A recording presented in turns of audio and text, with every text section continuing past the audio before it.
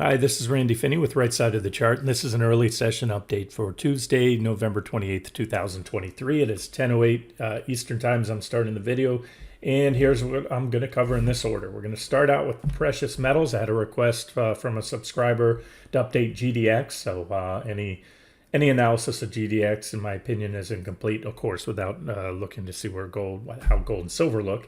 And that's all very much related to the US dollar as well. So we'll look at those briefly starting out here.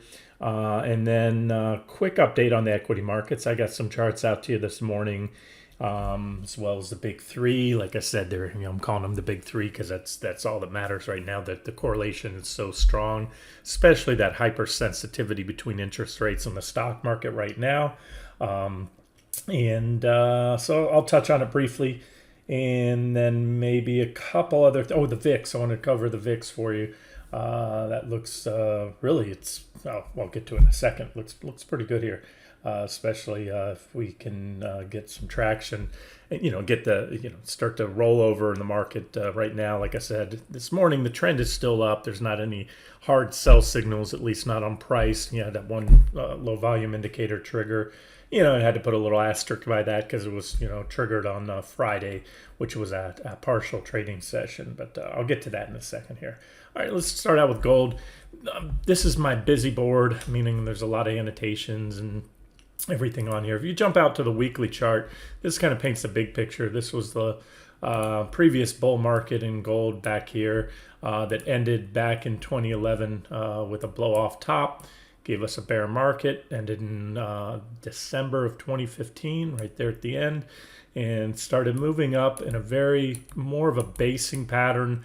And then back here, the big level for me at that time to watch, and we took it out right there. That was a massive buy signal at the time, in my opinion, that break above 130, because you had just, again, years of consolidation. And that gave us the bull market that ensued. I mean, technically it started there. That was the bottom. But what it looks like to me is just a lot of high-level consolidation right here. And so ultimately, if we break out to the upside, remember, we failed right about where the previous bear market failed. And so that would be very much longer-term bullish. There are some divergences, so that's something to watch. I'm not married to any, the gold or the market or anything must do anything. Any one thing must do anything. So I'll watch those divergences, but if we do break out, there's a potential we can burn through those. So I don't really have a strong opinion on gold right now. I'm just going to go over the levels, and then I'll get to GDX here in a second. What I can show you, and I did show you this morning, the case can be made. There's not any hard or any sell signals on the euro US dollar pair, which is my proxy. You can, I gave you that. You can look at the US dollar index, which is UUP. There's the ETN that tracks it. And again, make no mistake about it. It's an inverse correlation between the dollar and the stock market. And euro US dollar pair, I'll watch that just because it trades, it's a forex pair, so it's trading around the clock, and you have a lot more candlesticks. It's a lot like I will chart the stock futures, which trade, I'll call it 23.5.5, meaning 23 hours a day, 5.5 days a week, or something along those lines, because they only shut down for an hour each day. 5 to 6 p.m. Eastern time.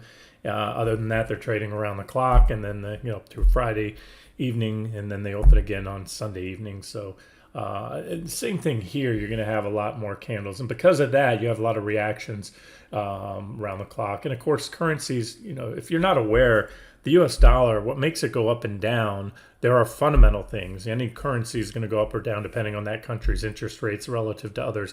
But the U.S. dollar, the way we talk about the way it's priced, it's a basket of currencies. The dollar index, and the euro is by far the largest component. It has a 57.6% weighting.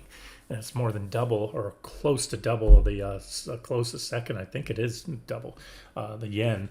And so everything else doesn't matter. You can add up everything else. And so this is just an inverse chart. And again, that's why I like to trade it. And so I just want to clarify that. Why you might say, what do you care about the euro, Randy?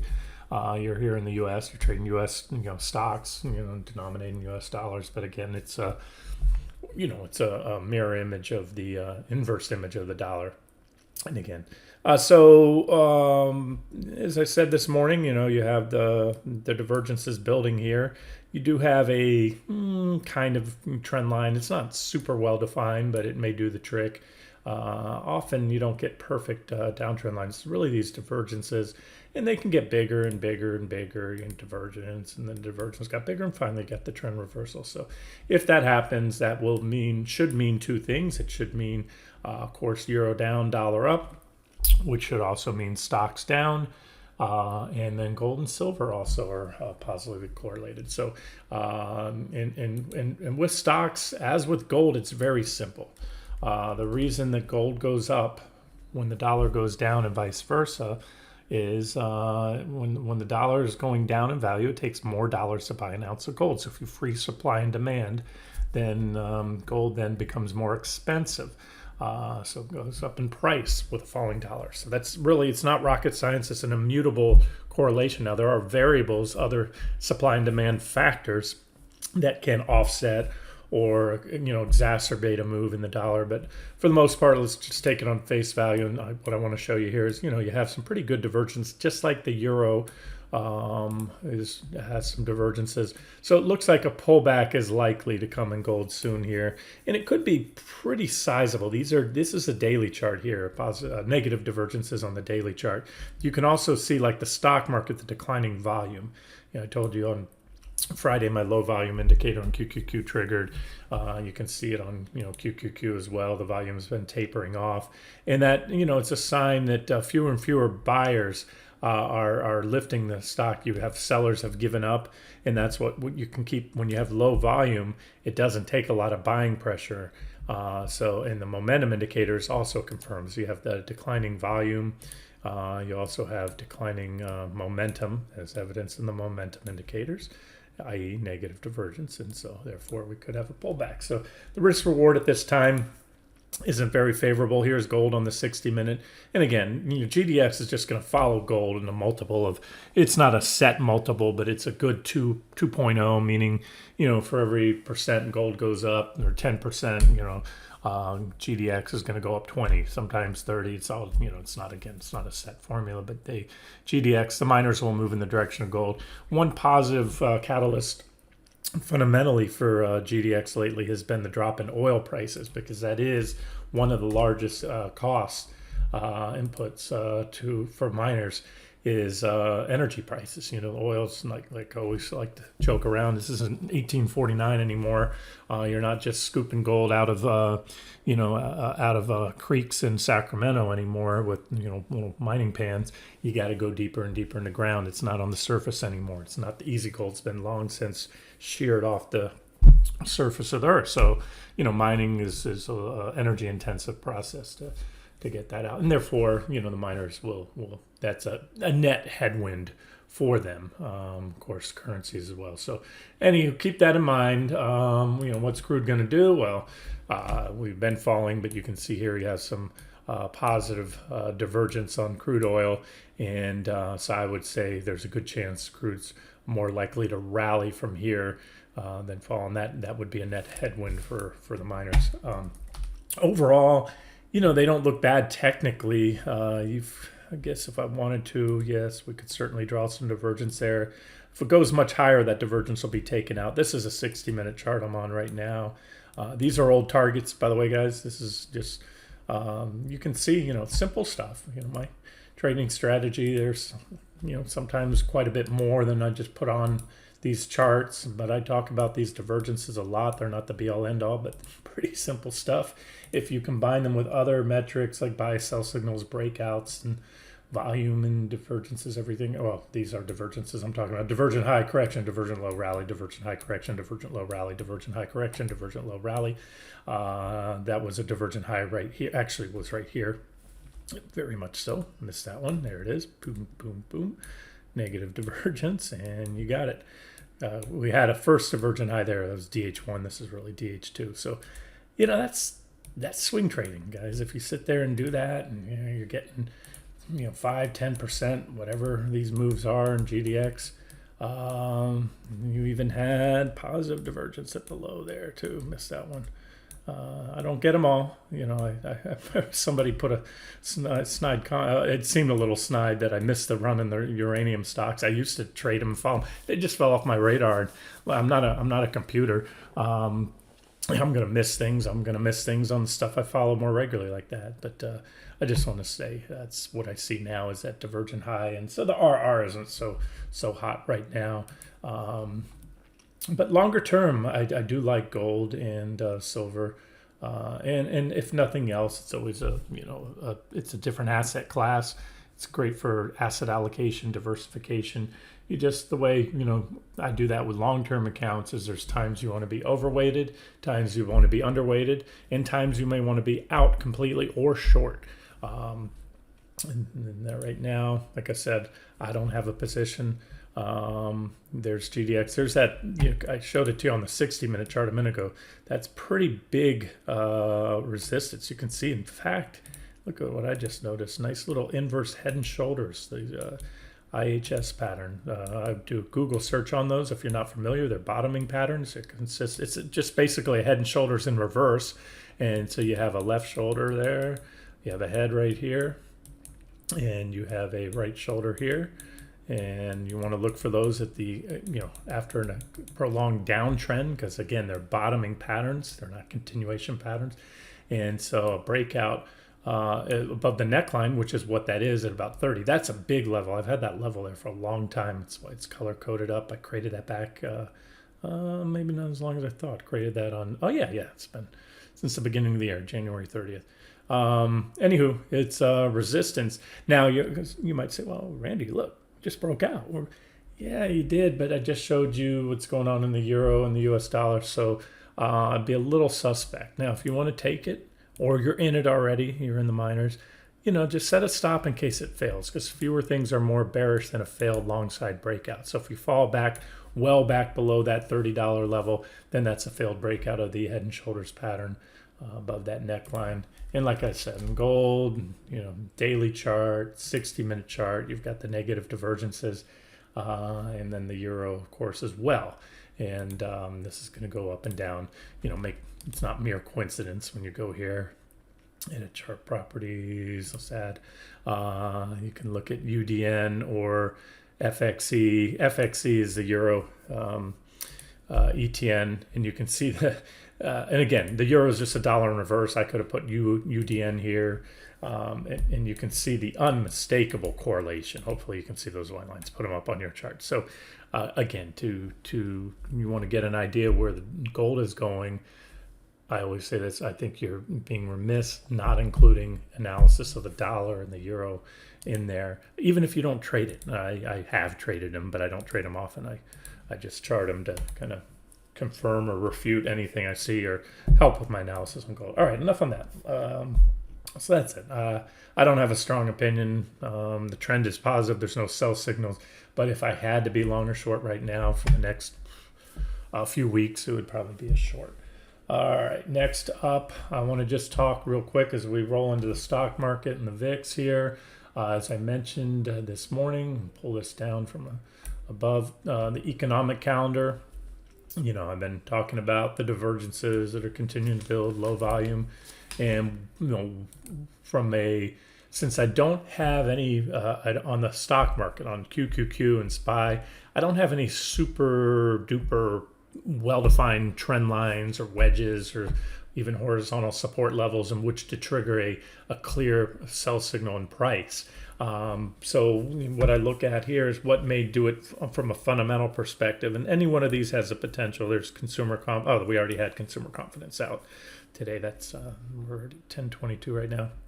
Tomorrow, GDP, international trade, jobless claims, of course, personal income, ISM manufacturing on Friday, and then Powell will speak a couple times on Friday as well. So those are potentials. It could go either way. It could help continue to fuel the rally.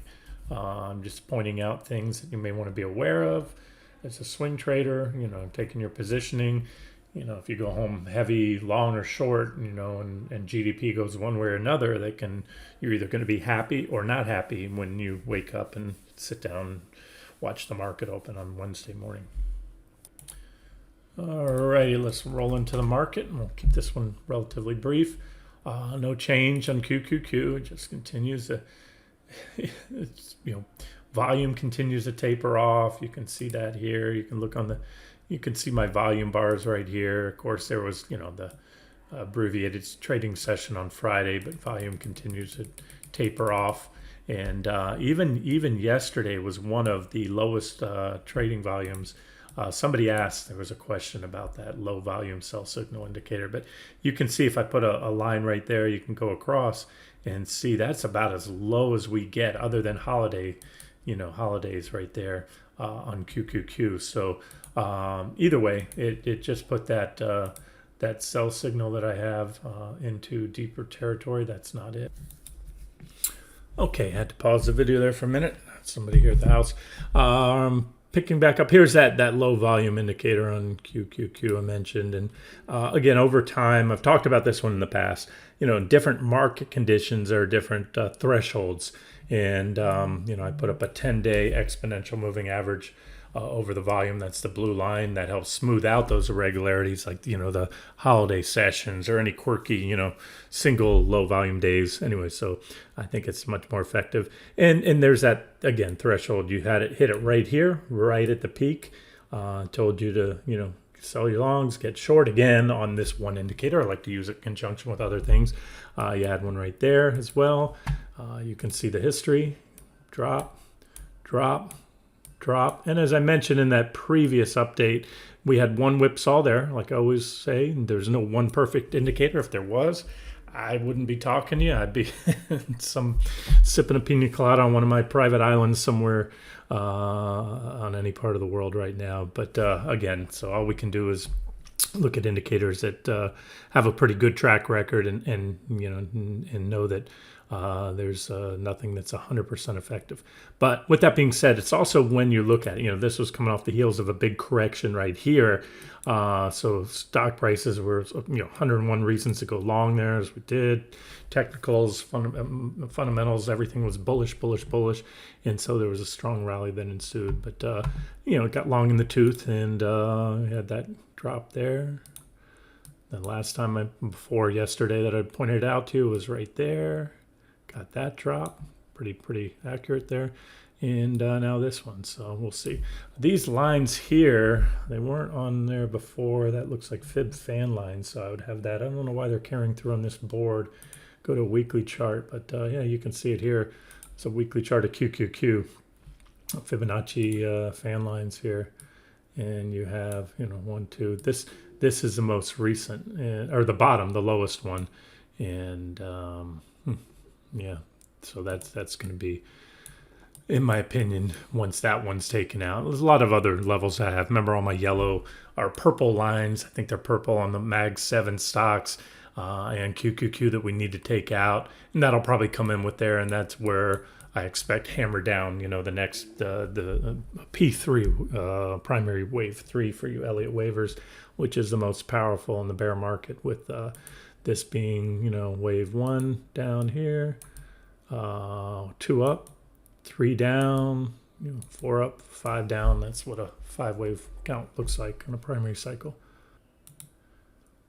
One other thing to watch for is what I call a clean high-level bearish PPO crossover. High level, here's your zero line. So, get up there pretty high. There's a high-level bearish PPO crossover. And that was in a bull trend. You still had what looks like probably a close to, if not a double-digit correction. A little whipsawy there, but you did have a high-level bearish PPO crossover there. It marked the top. Then you traded below there. So we haven't had any high-level bearish PPO crossover since right there when the bear market started. Remember, QQQ is not the stock market. It's the only one that's made a marginal new high, the only index that's, and again, it's not a diversified index, and that's been as well documented almost exclusively due to the Mag 7 stocks that it's at a marginal new high. But either way, watch for that. You can see the PPO is rolling over. It looks imminent, likely. Usually you can just kind of almost anticipate it based on the slope. Now, sometimes the lines will look like they're going to cross and then kick, and you didn't get a cross right there. It kept the trend going. So That's something else to watch for. Overbought as well. You can see on the RSI. Again, the last time we were overbought was right here. Follow that line up when the NASDAQ 100 tops. So there's just a mountain of evidence. I'm getting pretty excited about the next leg down. Hey, maybe it never comes. Maybe it does that. I've already talked on this for quite a bit. Way back when, for months now, I maintained this potential marginal new high scenario, divergent high, and we got it. So that's that. Talked about it back here, and said until and unless we took out all the purple lines on the Mag 7, which I'm going to show you here, which we never did. In fact, we tested them. They were key support levels, and the markets bounced off them pretty strong. So now we've come full circle. We've had that marginal new high scenario. It doesn't guarantee that's the high. I think there's a good chance that it is. We could go a little higher. All along I was saying, anywhere, probably no more than 5-8%. All you have to do is make a slightly higher high. So that is it. I'm going to take away the question marks because that is now in play. So we'll color it up white. Color up that divergence line white. And that's that. And just rifle through the rest of them. QQQE, equal weighted index, far from its previous high right there. And by the way, remember on QQQ, guys, that that's not the bear market. That's not the bull market high. There is the end of the last bull market, which was technically in November in QQQ. So we're still below that. We're just calling for that marginal new high over that previous high again. So that still keeps it, technically speaking, a bear market rally as long as we never exceed that high in QQQ. But again, QQQ is not the market. SPY is more of the stock market, but even then it's only 500 stocks and it's the 500 largest in the US. So it's not indicative of the entire stock market. QQQE, equal weighted, like I said, well below its previous bull market highs. So, only time will tell. I maintain this is a bear market rally and has been all along. Time will prove me wrong and others right. We'll see if we take out these highs in the equal weighted indexes and in the S&P 500 and the equal weighted S&P, which is also lagging again to the effects of the Mag 7.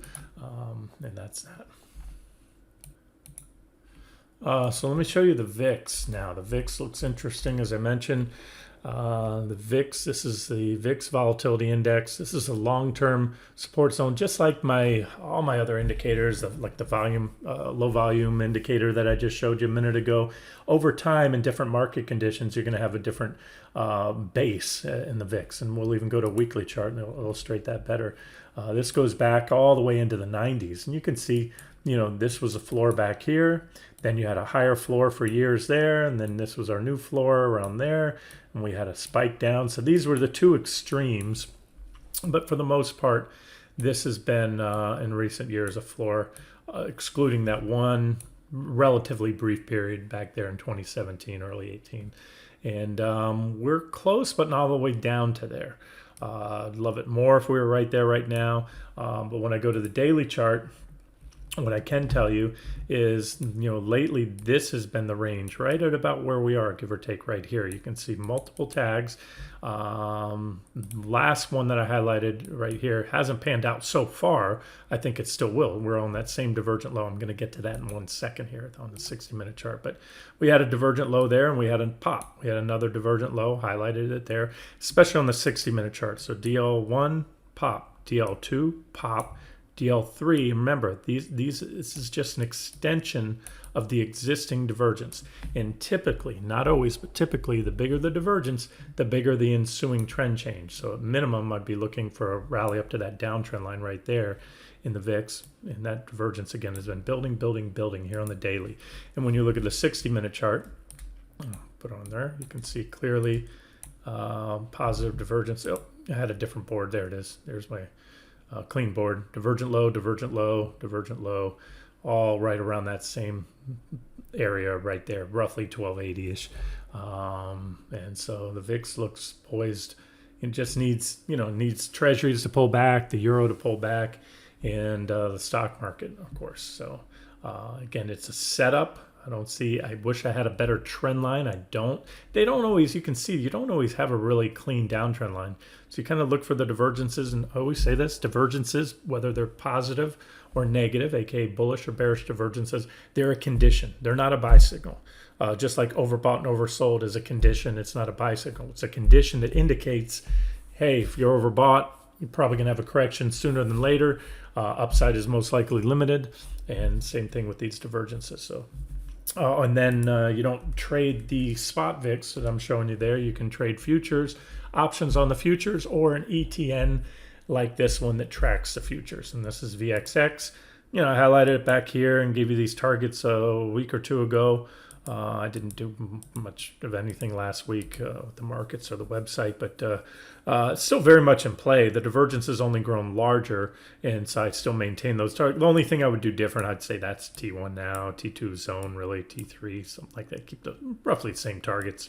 And you can see big divergence. And it's wash, rinse, repeat, hit and run. But again, as these divergences grow larger, as I showed you on the daily chart, ultimately we're going to get I believe the next one will be a bigger run up. So the upside potential, let's just say for kicks and giggles, T5 is hit.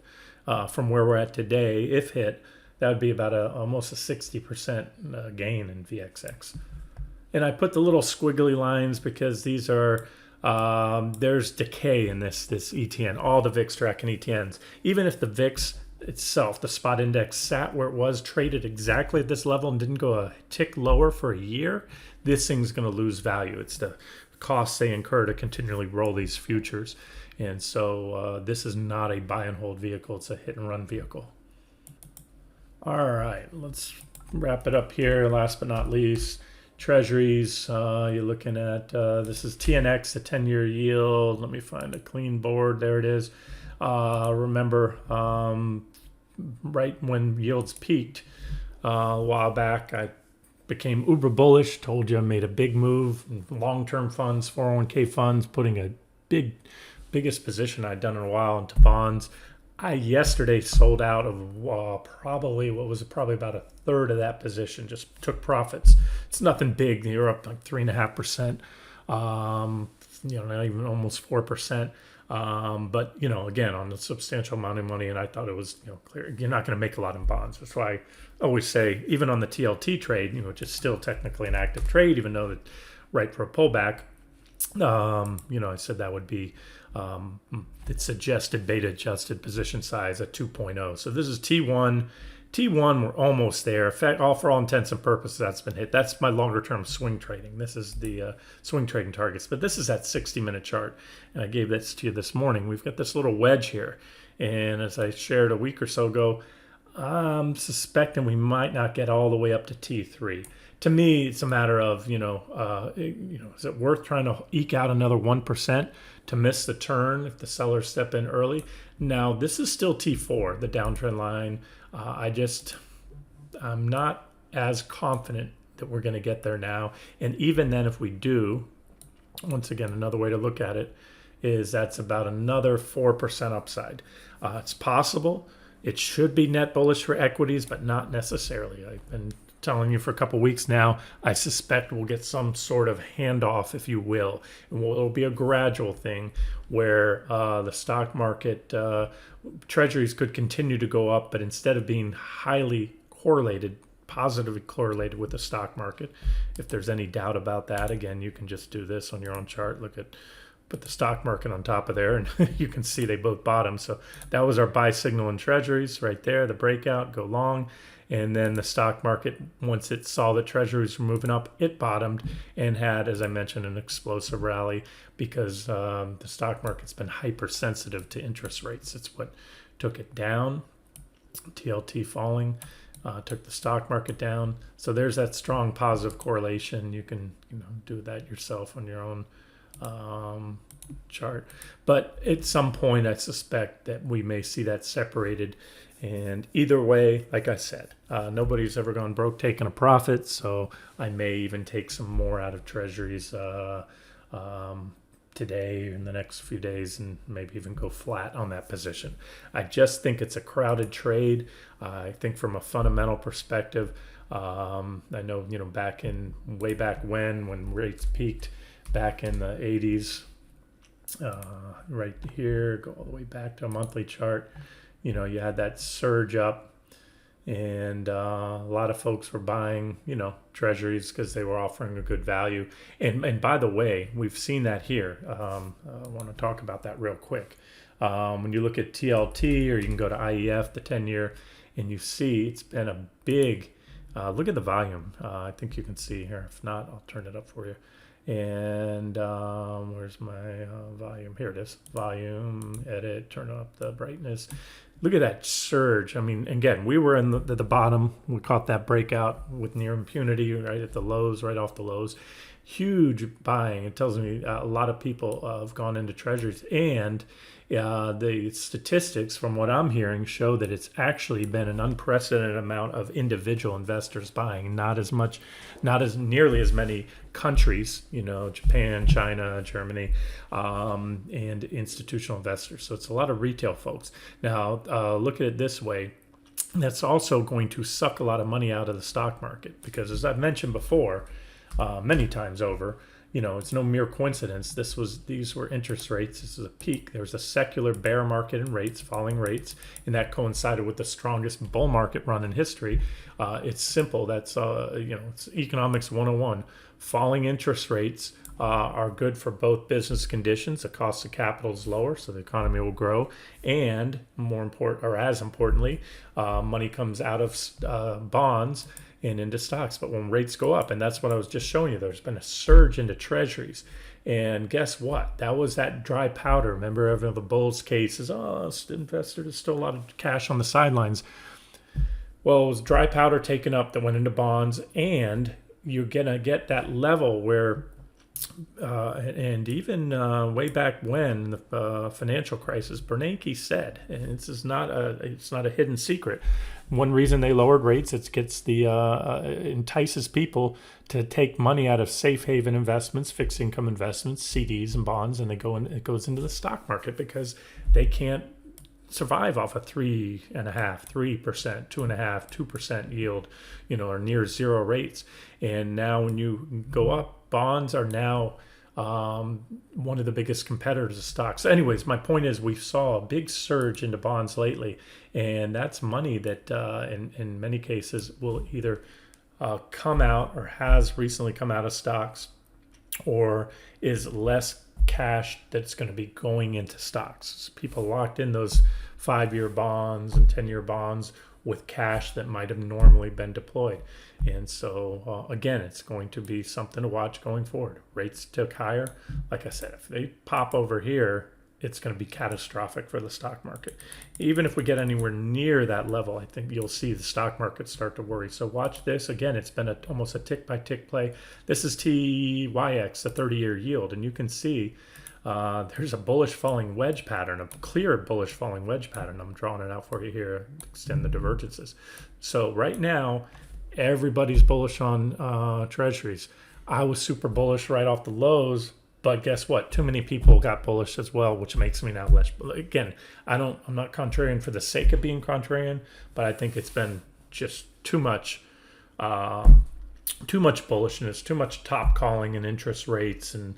Anyway, so like I said, I'm not short treasuries. I'm still net long by a decent amount, but less than I was yesterday, and I may even take some of that down again today.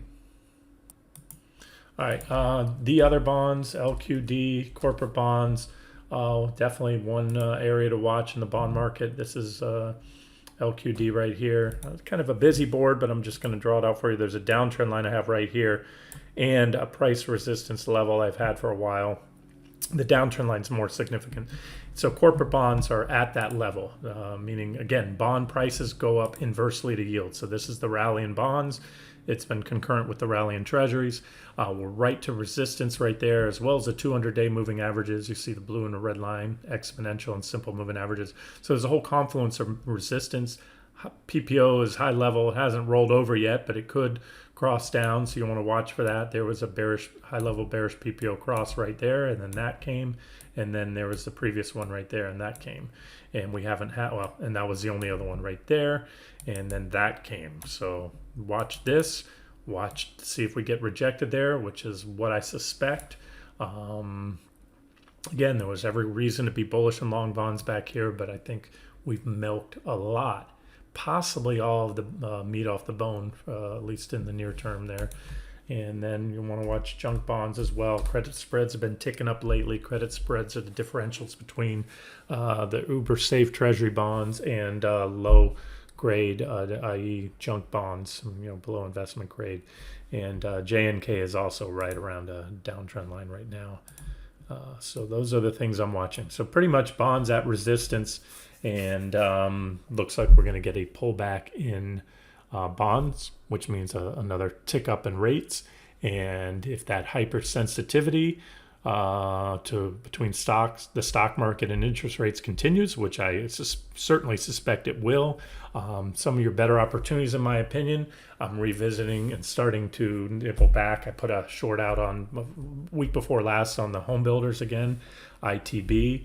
I'll just update that. But these are things in my things to watch list that I have, such as regional banks, KRE, semiconductors. And again, ITB, I'll do an update there because I wanted to do that. And then I'll wrap the video up here. But remember, there's a lot of others. I'll cover that in a separate video. Can get a little more granular and show some individual stocks. But this I can now take away. Remember, we shorted it right here. Right at the high so far. Now we haven't really gone anywhere. This thing's gone completely sideways. But see, I can now remove this bull flag target. Believe me, I wouldn't have shorted it or put it out there as a short if I thought the bull flag was going to play out. But I had to recognize it for what it was. I would be completely remiss not to point out, hey, this could have been a bull flag, but it's not now. Why is it not? Because bull flags don't play out this way. They have three components: an impulsive move up, which is the flagpole, followed by a level of sideways to slightly down consolidation on declining volume, which is the flag, and then an equally impulsive move that roughly measures, or quite often exactly measures, the flagpole, measured from the bottom of the flag. However, that now we've traded sideways too long to, now it doesn't mean we can't go up there to that target. All it means is this is no longer, it's a failed bull flag breakout. We had one day up, it was impulsive, and then nothing but sideways sticks, which also, has capped at the downtrend line right there. So, anyways, you can leave your stop. That was a maximum suggested stop. That's up to you. You can have a more aggressive stop up here, give it a little bit up there. And no, that's not a bull flag either, because I've never seen, it's not that I've never seen it. It's just rare, and it's not the norm to have, a bull flag, and then it doesn't play out, and then another one sets up, and then this is a flag. Yeah, that looks like flagging action, but it's also way too long relative to this, if you call that the flagpole, this last thrust up. Either way, just wanted to give you that update. Oh, and then bearish PPO crossover pending. It hasn't yet occurred, but you can look at the PPO lines and kind of anticipate which way this is going to go. The momentum is stalled and has rolled over, just like the stock market. And I think it will be a pretty crowded rush for the exits. And so, anyways, this is one of my favorites. That's why I'm updating. Remember, your new targets. These were the other targets, and I clearly stated covering both personally and suggesting on the site when we hit T4. That was the old T5, but that's when we were going long, or I was going long, covering shorts and going long the equity markets, and including this one. So that was we milked that one all the way down, pretty much the whole move. Wish I could tell you I reversed it to a long. I didn't, but at least I covered the short, and I'm short again from here, slightly positive with these new targets: T1 on the new trade, T2, T3. If T1 is hit, that's going to be 24%. If T2 is hit, that's 32%. And if T3 is hit, it's 41%. And I'll just say this now. I think if we get to T3, it's going to be lights out for the market, and we'll probably continue quite a bit lower. So I'll most likely add additional targets. Okay, I'm going to wrap the video up here. This has been Randy Finney with Right Side of the Chart. Have a great day.